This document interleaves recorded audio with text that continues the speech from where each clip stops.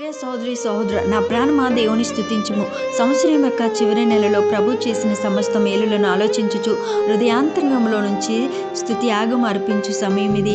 దేవుడు చేసిన ఉపకారములను దేనిని మరవకూడదు. దావీదు ఎందుకు తన ప్రాణంతో మాట్లాడాను? తన బాల్యమందు గొర్రెలు కాయచుండగా ఎక్కువ సమయం అరణ్యంలో ఒంటరిగా హెచ్చించుచుండెను. సంభాషించుటకు మనుషులు లేరు కనుక తన ప్రాణముతోనే అతడు మాట్లాడుచుండెను. నా ప్రాణమా నీవేళ కృంగి ఉన్నావు, నాలో నీవేళ తొందరపడుచున్నావు. సంకీర్తనలు 42:4 చూస్తాం. పాత నిబంధన కాలమందు తన ప్రాణముతో దావీదు మాట్లాడినట్లు కొత్త నిబంధన కాలంలో ఒక ధనవంతుడు తన ప్రాణముతో మాట్లాడాను. ఒక ధనవంతుడు భూమిని సమృద్ధిగా పండెను. అప్పుడు అతడు తన పంటను సమకూర్చునకు నాకు స్థలము చాలదు కనుక నేను ఏమి చేతునని తనలో తాను ఆలోచించుకొని, నేను ఎలాగూ చేతును? నా కొట్లు విప్పి వాటన్నిటికంటే గొప్ప వాటిని కట్టించి అందులో నా ధాన్యమంతను నా ఆస్తిని సమకూర్చుకొని, నా ప్రాణముతో ప్రాణమా, అనేక సంవత్సరములకు విస్తారమైన ఆస్తి నీకు సమకూర్చబడి ఉన్నది.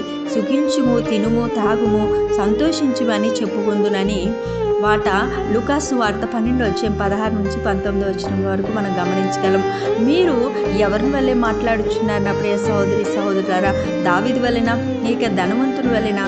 దావీదు వలె తీర్మానం చేసి పూర్ణ హృదయంతో, పూర్ణ ఆత్మతో, పూర్ణ బలముతో దేవుని ప్రేమించండి, స్తుతించండి. ఆయన చేసిన ఉపకారములలో దేనిని మరొకము అని బైబిల్ చెప్తుంది. సంకీర్తనలు 103:2 ముఖ్యమైన పనులు మర్చిపోవటం వలన ఎన్నో శ్రమలు ఎదుర్కొనుచున్నాము. సకాలము కరెంటు బిల్లు కట్టలేని ఎళ్ళ విద్యుత్ శక్తి నిలిపివేయబడుచున్నది. గడువు లోపల పరీక్ష ఫీజు కట్టలేని ఎళ్ళ పరీక్ష రాయట సాధ్యం కాదు.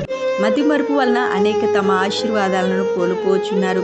అలాగైతే దేవుడు చేసిన మేలను, ఉపకారాలను మర్చిపోట ఎంత బాధాకరం, ఎంత ప్రమాదకరం. ఆయన చేసిన ఉపకారములను జ్ఞాపకం చేసుకొని దేవుని స్తుతించండి. దైవజనులకు మోషే, నీ దేవుడైన యెహోవా మీకు ఏర్పరిచిన నిబంధనను మర్చిపోకూడదని దేవుని ప్రజలకు తెలియచేసాను. ద్వితీయోపదేశకాండం 4:23 గమనించగలం. దాసులు గృహమైన ఐగుప్తు దేశంలో నుండి నిన్ను రప్పించి యెహోవాను మరువకుండా మీరు జాగ్రత్త పడమని ద్వితీయోపదేశకాండం 6:12 మనం చూస్తాం.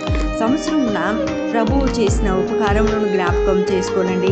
ఆయన మనకు కావలసిన జీవము, బలము దయచేసి సంవత్సరం యొక్క ప్రారంభం నుంచి చివరి వరకు కనుపు అప్ప వల్లే కాపాడి ఉండగా మీరు ఆయనను స్తుతించుట రుణపడి ఉన్నారు. అతి కృపా ధన్యత దేవుడు మీ అందరికీ దయచేయండి.